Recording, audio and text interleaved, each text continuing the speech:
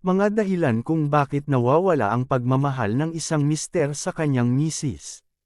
Una, pagkawala ng respeto at pagkagusto. Balikan nyo yung mga time na nagsisimula pa lang kayo, di ba mahal na mahal nyo ang isa't isa. At ang mister mo ang nag-iisang lalaking nirerespeto at gusto mo, ngunit ano ang nangyari? Pagdaan ng maraming taon ng pagsasama nyo, nagbago ka, sa halip na tumawa ka sa mga pagbibiro niya, naiinis ka pa. At pag nagkukwento siya tungkol sa mga nangyari sa kanya sa trabaho, minamadali mo pa siya na para bang wala kang time makinig sa mga kwento niya.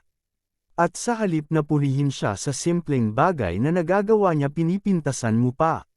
Kung lagi mo itong gagawin sa mister mo, mawawala ng tuluyan ang pagmamahal niya sa'yo. Sa tuwing may sasabihin siya, makinig ka, at sa halip na pintasan siya, huwag ka na lang kumibo. Pangalawa, hindi mo na inaalagaan ang iyong sarili. May mga babaeng magaling lang mag-ayos ng sarili kung single pa, pero kung may asawa na nagiging pabaya na ito, huwag niyong baguhin ang sarili niyo mula noong naging kayo ng mister niyo, dahil isa ito sa mga bagay na minahal niya sa iyo. Para na rin wala siyang dahilan na tumingin sa iba. Pangatlo, kinalimutan mo na ang sarili mong buhay. Maraming babae na matapos ikasal kinalimutan na ang sariling buhay para sa pamilya. Yung mga bagay na gustong-gusto nilang gawin kinalimutan na, ang rason dahil na naman sa pamilya.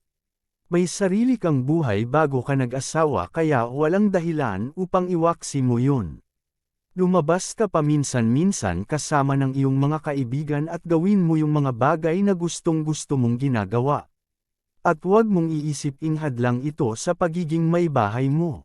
Pang-apat, mas naging ina ka kaysa sa asawa. Gusto ng mga lalaki na inaalagaan sila, subalit kung inaalagaan mo ang iyong mister tulad ng kung paano mo alagaan ang iyong mga anak. Gaya ng gusto mo na ikaw ang pumili ng damit para sa kanya, dahil baka kung hindi mo gawin yun, mali ang mapili niya at mapahiya siya. Yung gusto mong baunin niya yung pagkain gusto mo dahil masustansya. Alam mo ba na isa ito sa mga bagay na ayaw niya?